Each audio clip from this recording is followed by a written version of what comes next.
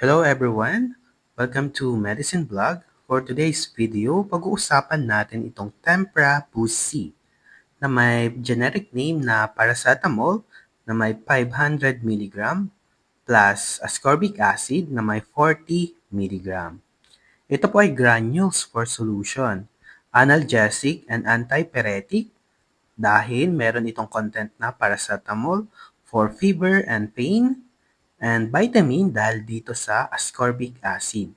Meron po itong 6 grams sa isang sachet na lemon flavor for the reduction of fever, relief from colds and flu, help boost immune system dahil nga sa ascorbic acid na content nito.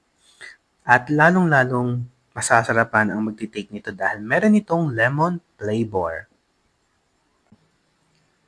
Ang indication po pala ng Tempra Boost C ay for the symptomatic and temporary relief of minor aches, pain, and discomfort associated with the common colds and flu.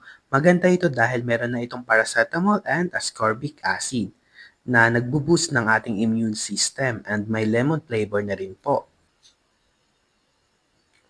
Dosage and administration, recommended po is every 6 hours, bali 4 times a day po. Children 12 years and over, ibig sabihin 12 years old and 17 years old, 1 sachet po. Pag sa adults naman, 18 pataas, 18 years old pataas, 1 to 2 sachet po. 1 glass or 1 cup of warm water, then i-dissolve natin ito sa warm water, then haluin po ng maigi.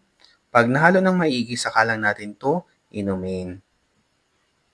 Suggested retail price or SRP po ng Tempra Boost C na may 11 pesos and 75 cents. Price may be different sa ibang drugstore. Ito pong Tempra Boost C ay OTC or over-the-counter medicine. Kahit wala po kayong prescription mula sa doktor, pwede po kayong makabili nito sa lahat ng drugstore. At dito na po nagtatapos ang ating video.